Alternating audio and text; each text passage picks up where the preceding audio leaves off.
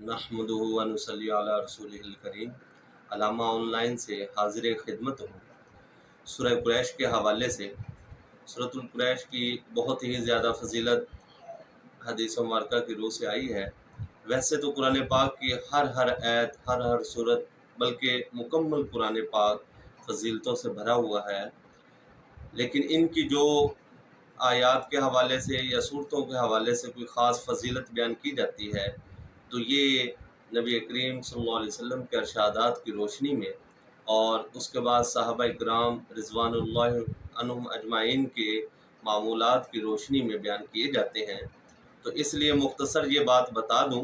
कि वैसे तो मुकम्मल कुरान पाक फजीलतों वाला है और इनकी किसी ख़ास सूरत को या आयत को फजीलत के तौर पर उन सहाबा या नबी करीम सल्लल्लाहु अलैहि वसल्लम या बाज़ में जितने भी बुजुर्गान दीन गुज़रे हैं उनके मामूलात के हवाले से ये बात की जाती है कि उन्होंने किसी भी हवाले से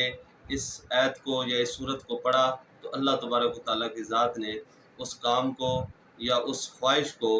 या उनकी जो भी जायज़ हाजत थी उसको पूरा किया। तो इसी हवाले से सूरह कुरैश आखिरी पारा यानी 30वें पारे में सूरह कुरैश लिईलाफि कुरैश ईलाफिहिम रिहलतश्शिताइ वस्सैफ फल्यअबुदू रब्ब हाज़ल बैत अल्लज़ी अतअमहुम मिन जूअइन व आमनहुम मिन खौफ। इस सूरत मुबारका को भूख की हालत में, प्यास की हालत में तिलावत करते रहना चाहिए और दुश्मनों से महफूज रहने के लिए भी इस सूरत की तिलावत करते रहना चाहिए। और ख़ास तौर पर अगर इंसान कहीं पर किसी सवारी के इंतज़ार में है और सवारी मिल नहीं रही या सवारी आ नहीं रही तो उस वक़्त इंसान इस सूरत की तिलावत शुरू कर दे तो इंशाअल्लाह ताला अल्लाह तबारक व तआला के हुक्म से बहुत जल्द उसे सवारी मिल जाएगी, चाहे